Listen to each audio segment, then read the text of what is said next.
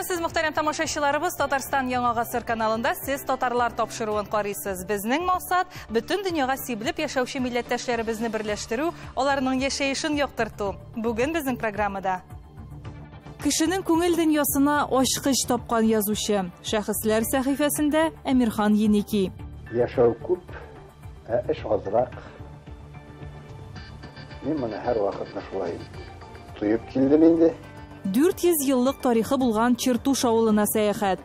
Чертош дигән сүз инде ул чертеж, чертежник, ягъни сызымчы дигән мәгънәдә дә бирелгән.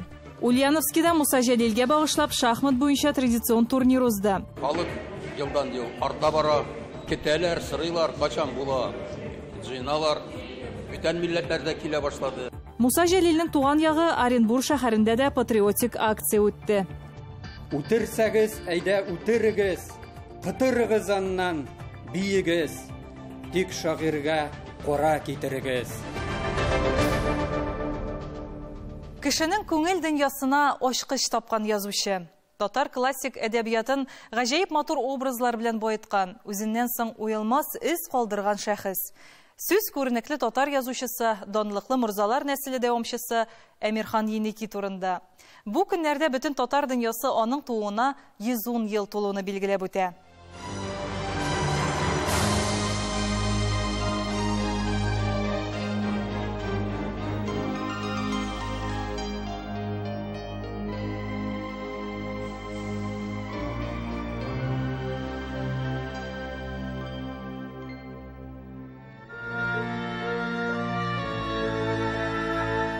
Матурлык, кем җырлады хикәяләре, Рәшә, Йөрәк сере, Саз чәчәге, Геләндәм туташ хатирәсе повестләре.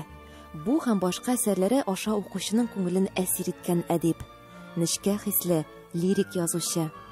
Аның әсәрләре тирән лиризм, эмоциональ тәэсир итү көченә ия булулар белән аерылып торалар.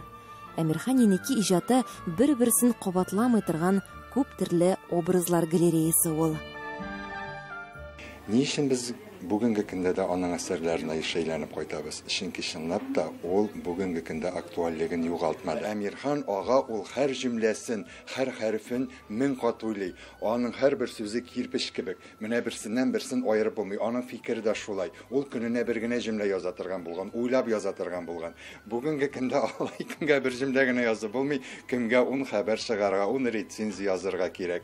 Әмма ләкин шунысы бик мөһим. Чөнки ул кирпечләр бүгенге көндә менә цементсыз халыкның мәхәббәте, элек бит юмарка кушып салганнар бит йортларны җимереп булмый. Менә бүгенге көндә дә аны җимереп булмый, чөнки ул мең кат уйланылган. Дөрестән дә аның аз язуы билгеле. Әмма саны буенча күп булмаса да, әдәби әсәрләре һәм тәнкыйть рецензияләре һәрвакыт тирәнлеге белән аерылып торган. Шуннан да яшәү күп, эш азрак. Мин моны һәр вакыт шулай туеп килдем инде. Чынлап, җиңсезганып, җигелеп эшли белмәүдәдер инде. Без сезнең укучыларыгыз билгеле алай дип әйтмәс идек, Әмирхан ага. Без сезнең иҗатка бик рәхмәтле. Сез бик тыйнак кеше, ансын да беләбез.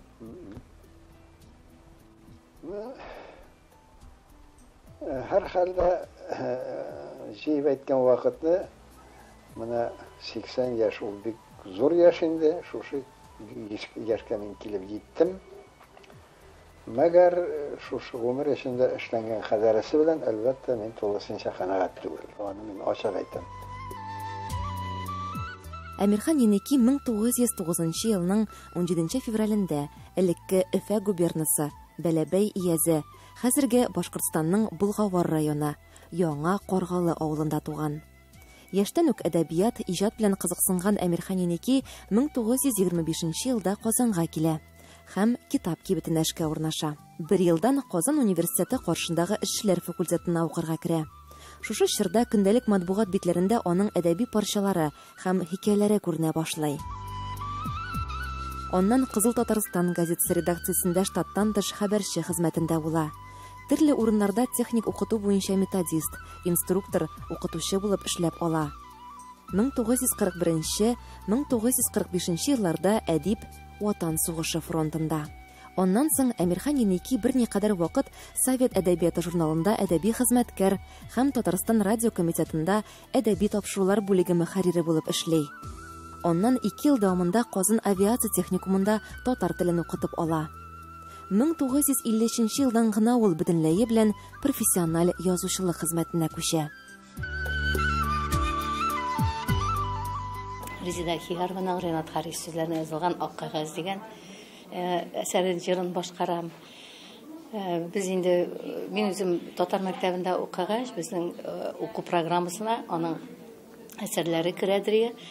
Әсәрләрен белән танышып барадыр инде. Гомумән аның мирасы бит инде искиткеч зур, бай. Шуңа күрә безнең буынга ул инде тәрбия ягыннан бик нык тәэсир иткән дип уйлыйм.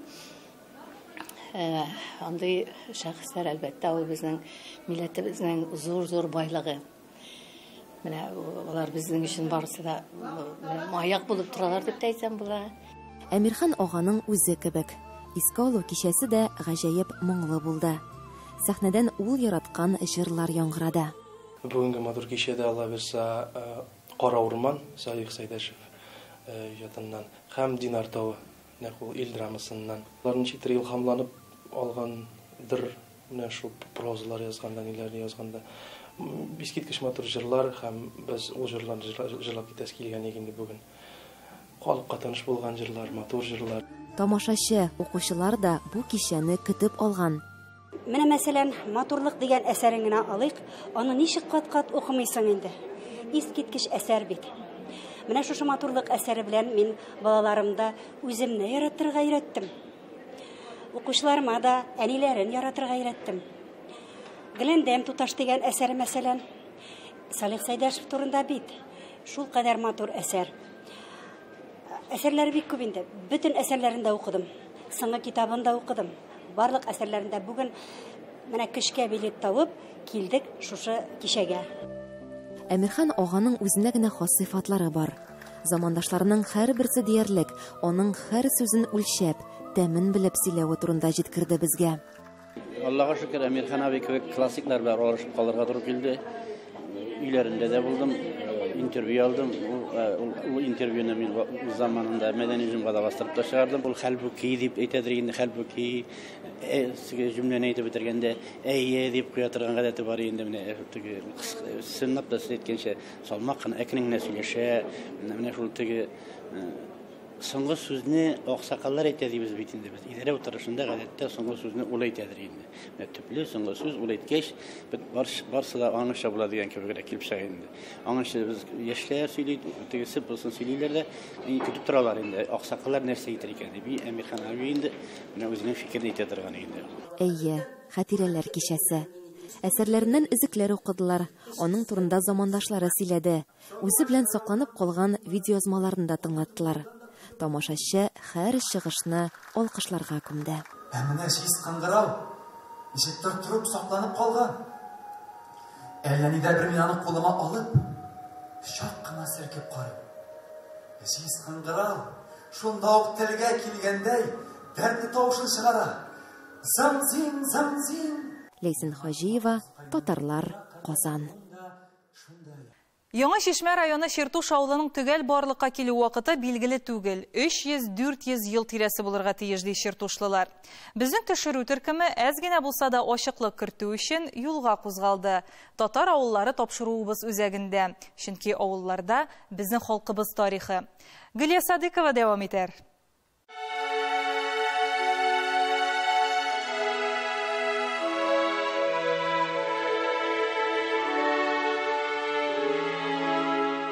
Авылның тирән йокыга чумган мәле, юрганы калын, инҗеләр белән бизәлгән.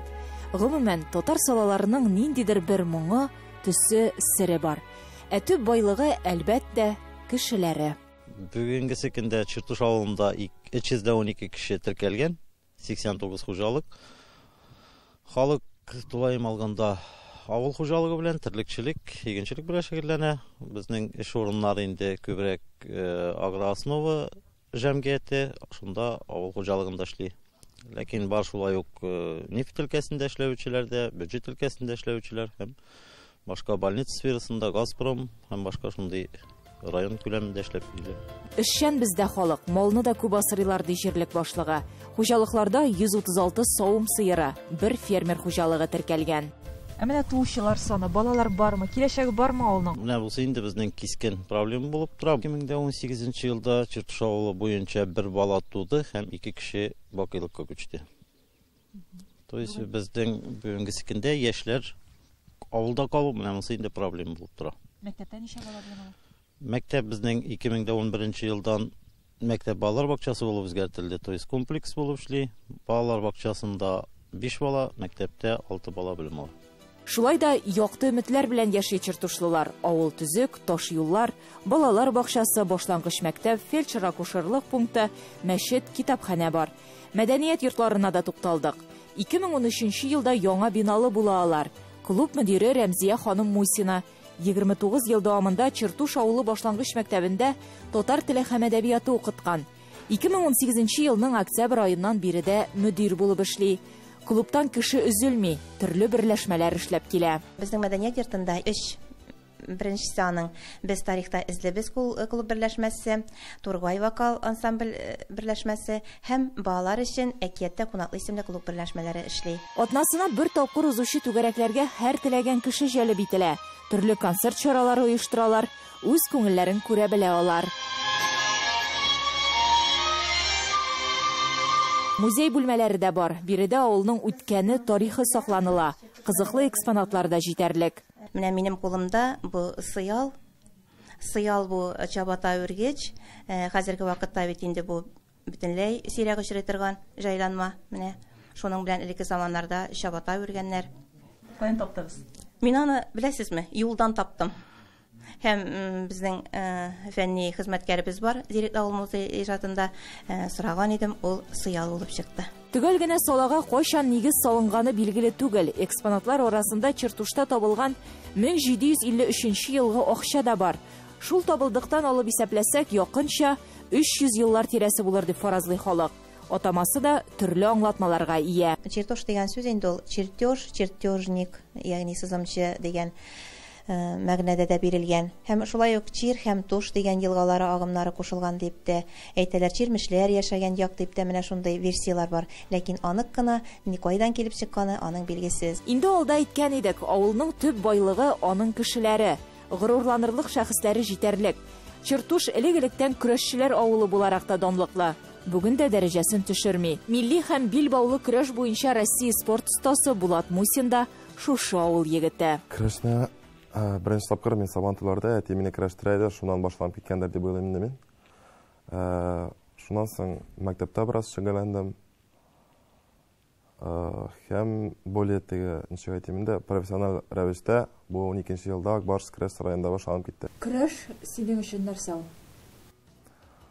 Көрәш инде хәзер вакытта минем өчен яшәү рәвеше. Бәдәне көчле, күңеле бай, иманы нык Чертуш халкының. Халык динле, мәчетләре эшләп тора, 5 вакыт намазлар укыла. 2 ел подряд инде мәчеттә укулардан дини укулар да оештырдык. Худайның рәхмәте белән, әлхәмдүлиллаһ, тартылучылар бигрәк тә күп. Әлхәмдүлиллаһ иншалла дип саныйм инде. Балалар да, яшьләр дә бар. Хәзер менә мин килгәндә мәчеткә 6 җыйлайдык, 6 карт җыма намазына. Хәзер җыма намазына 20-гә хатлы, 22дә була кайсы вакытларны яшьләр дә, картлар да 20 кешегә хатлы җыйла. Ихлас кешеләре, гадилеге белән җанга якын ул татар авыллары. Көчле рухлы инсаннар тәрбияләүче урын. Чертуш моңа дәлил. Яшәсен авыл. Гөлия Садыйкова, Татарлар, Чертуш авылы, Яңа Чишмә районы.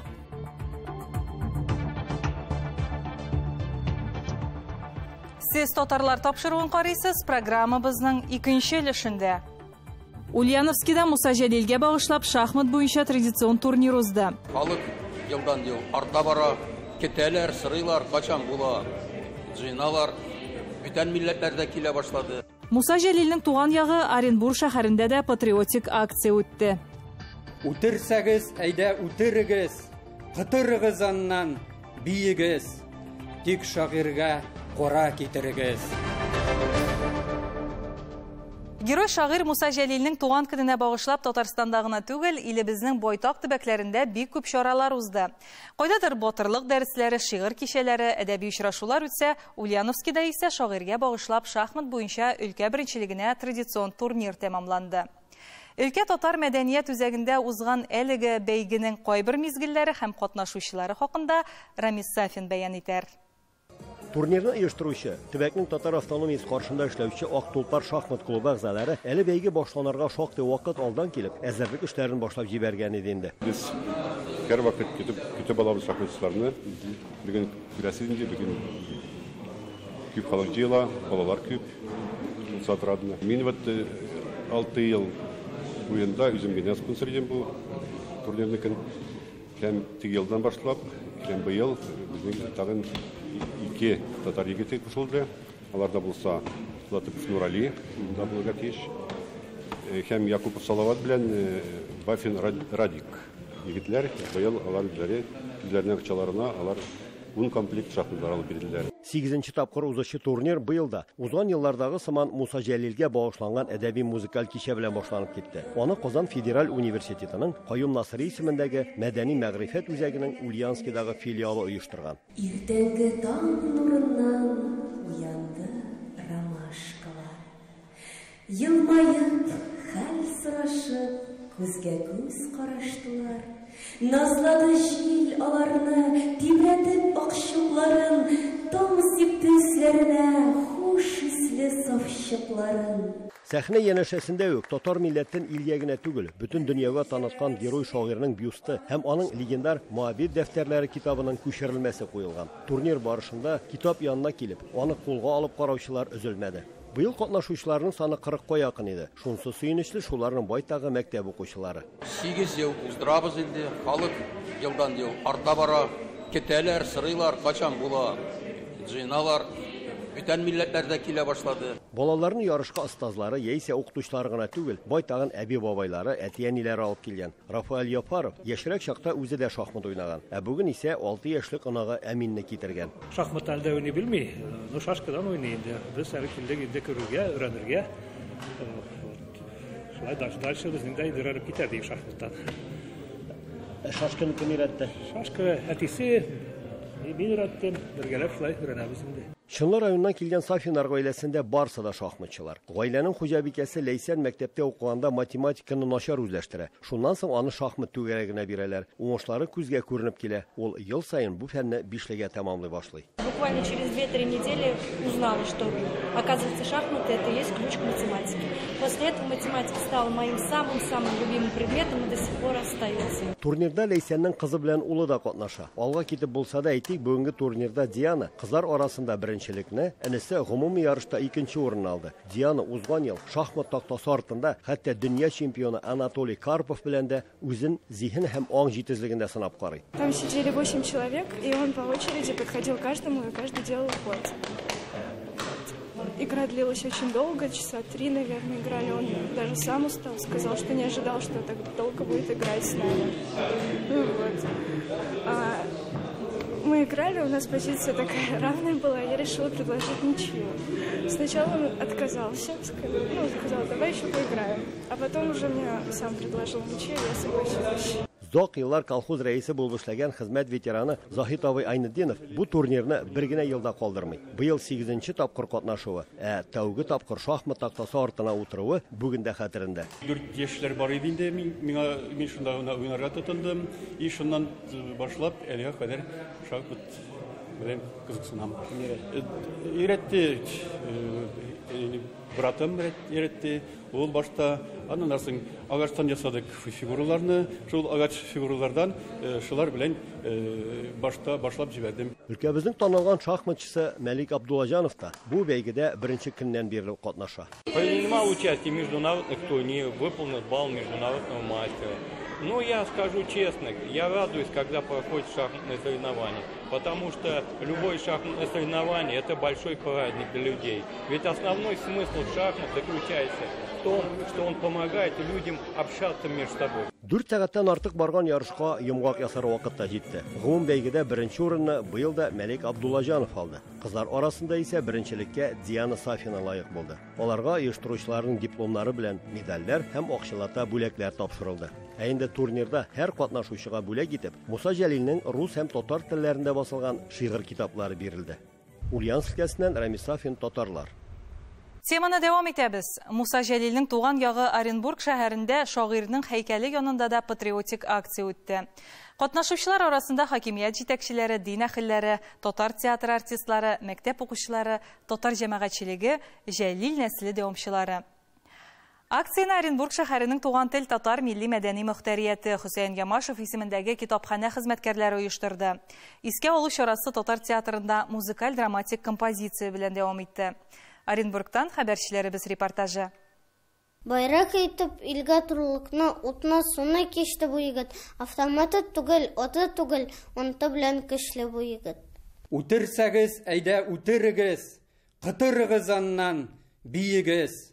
Тик шагыйрьгә кара китерегез һәм кулына каләм бирегез. Оренбургның Хөсәен Ямашев исемендәге китапханәдә үткән Җәлилне укыйбыз акциясының шартлары бик гади иде. Һәркем үз күңеленә хуш килгән шигырьне укый алды.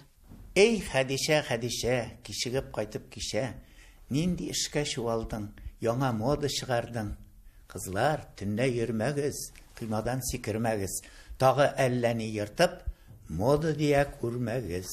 Быелгы акцияның үзенчәлеге халык ишетеп, белеп, өйрәнеп, яттан өйрәнеп килгән шигырьләрне. Бик бәләкәй генә балалар әле яхшылап татарча да белмиләр, сүзләрен дә бик аңлап бетермиләр, ләкин алар аны ятлаганнар, тырышканнар, олылар инде зур-зур Муса Җәлилнең шигырьләрен алып безне куандырдылар. Муса Җәлил шигырьләрен тәэсирләнмичә уку мөмкин түгел. Шагыйрь иҗаты бу сабыйга да, совет чоры балаларына да якын. Алар рус, татар, башкорт телендә. Тагын да үтемлерәк яңгырысман. Елдәр әйттеләр, бындай ил тик бер генә, сәскә генә, гөл генә, безнең туган ил генә. Сәгать йөри кел, тиз бакча, кит, Маратыңа дәшә. Тукта, мине кет, сәгать җырлый дин, мин бит туктый белмим, моннан ары зин, миңа карап йөрсин. Үз теләге белән фронтка китә, әсирлеккә эләгеп тә, гомеренең соңгы минутына кадәр тынмый. Йөрәк сыкрандыргы шигырьләр яза ул. Батырлыгы күңелдә, шигырьләре йөрәк түрендә. Кыен вакытларда да ул үзендә тапкан кешеләрнең күңелен күтәртү өчен шаян шигырьләрдә язарга. Күп мәнең күрәзәче шигырьләре. Менә кем дә әйтелмәгән, что сугыш бетәр май аенда дип. Ул шулай дип яза да бит. Май аенда без бәллүр савытларны күтәребез ди. Өлкә хөкүмәте, шәһәр идарәсе, җәмәгать оешмалары исеменнән Батыр шагыйрыбыз һәйкәленә чәчәкләр салынды. Митингка килүчеләр дә чират торып, кызыл канафир чәчәкләре белән һәйкәл алдын күмделәр. Киттем дуска, якты бәхетебезне. Бирмәс өчен ерткыч кулына. 15 февраль көнне Батырның һәйкәленә чәчәкләр кую, шигырьләрен уку, тормыш юлын барлау. Бу патриотик чаралар 1996 елдан Оренбургда шагыйрьнең бронзадан кыелган, сыны кайткан вакыттан бирле үткәрелә. Из сердца чистый голос серебра летел к друзьям, осиливая годы. 23 ел элек Оренбургда куелган һәйкәл өлкәдә иң зурысы. Җәлил һәйкәле янында узган митингка каһарманны зурлап, өлкә, шәһәр җитәкчеләре, студентлар, мәктәп укучылары килде. Елдагыча һәйкәл янында Муса Җәлилнең Оренбургда яшәүче бердән-бер туганы. Радостно видеть людей, которые приходят сюда, чтобы прочитать его стихи, вспомнить о нем. Артистлар, мәктәп укучылары, укытучылар Мусаның тоткында язылган шигырьләрен ике телдә ишеттерделәр. Билгеләми гомер озынлыгы, еллар саны, картлык җитүе, бәлки менә шушы үлем безгә мәңге бетмәс яшәү китерер.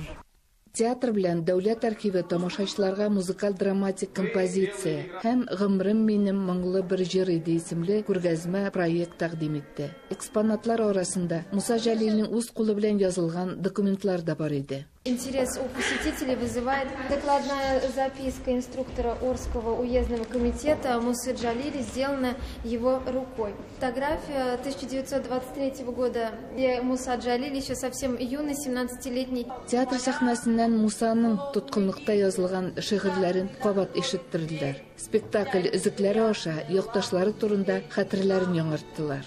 Оренбургдан тыш Җәлилне укыйбыз акциясе өлкәнең татар авылларында да дәвам алды. Оренбург өлкәсеннән Фирүзә Абсалямова, татарлар. Татар халкы һаман исән, чөнки аның тамырлары нык. Шушы сүзләр белән тапшыруыбызны төгәллибез. Исән-имин яшәгез.